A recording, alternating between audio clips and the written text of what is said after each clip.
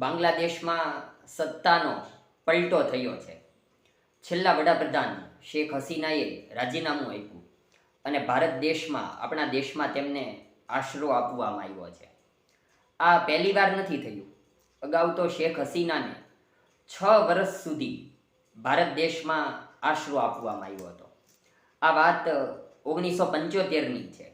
અત્યારે આ બધી ક્રાઇસિસ બાંગ્લાદેશમાં જોવા મળી છે તો એ ઘટના તાજી થઈ છે. એ વર્ષ હતું 1975નું, જ્યારે શેખ હસીનાના ફાધર એટલે કે શેખ મુજીબર રહેમાન, આમ તો તેઓ બાંગ્લાદેશના સ્થાપક છે, એટલે તેમણે બાંગ્લાદેશની સ્થાપના કરી. એ 1975માં શેખ મુજીબર રહેમાનની હત્યા થઈ. તેમની સાથે તેમના પરિવારના 17 સભ્યોને પણ મારી નાખવામાં આવ્યા હતા. અને એ હત્યાકાંડમાં શેખ મુજીબર રહેમાનના દીકરી એટલે શેખ હસીના, જેઓ તાજેતરના છેલ્લા વડાપ્રધાન હતા, શેખ હસીના અને તેમના બહેન એ બચી ગયા હતા. એટલા માટે બચી ગયા હતા કે તેઓ જર્મની હતા. તો ત્યાર પછી ત્યાં જે ઘટનાક્રમ ચાલ્યો બાંગ્લાદેશમાં, તો શેખ હસીના અને તેમના બહેનને ભારત દેશમાં આશરો આપવામાં આવ્યો હતો. આ પ્રકારની ત્યાં ઉલટ ચાલતી રહે છે.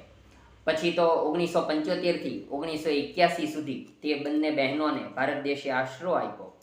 પછી તેઓ બાંગ્લાદેશ ગયા. ત્યાં બધી સ્થિતિ થાળે પડી. પછી તો તેમણે અવામી પક્ષની સ્થાપના કરી અને પક્ષના વડા બન્યા, વિરોધ પક્ષના નેતા પણ બન્યા. અને 17 વર્ષ પછી એટલે 1998માં શેખ હસીના બાંગ્લાદેશના સૌ પ્રથમવાર વડાપ્રધાન બન્યા. એટલે આવી પરિસ્થિતિ પછી તેમણે મક્કમ મનોબળ દ્વારા વડાપ્રધાન પદ મેળવ્યું. પછી તો 1998 પછી તેમનું ત્યાં વર્ચસ્વ જામતું રહ્યું. પછી હાર્યા અને જીત્યા ને એવું બધું ચાલતું રહ્યું. પછી ફરી 2008માં તેઓ વડાપ્રધાન બન્યા, 2014માં વડાપ્રધાન બન્યા, 2018માં સામાન્ય ચૂંટણીઓ થઈ, 2024માં સામાન્ય ચૂંટણીઓ થઈ. તેમના પક્ષની જીત થઈ અને શેખ હસીના વડાપ્રધાન બન્યા. એટલે આ સમગ્ર ઘટનાક્રમ જે બાંગ્લાદેશમાં ચાલતો રહ્યો છે, એ અત્યારે જે બન્યું છે એ તો અનામત આંદોલનને કારણે, વિદ્યાર્થી નેતાઓની ઝુંબેશને કારણે શેખ હસીનાએ વડાપ્રધાન પદેથી રાજીનામું આપ્યું છે અને ભારત દેશે આશરો આપ્યો છે.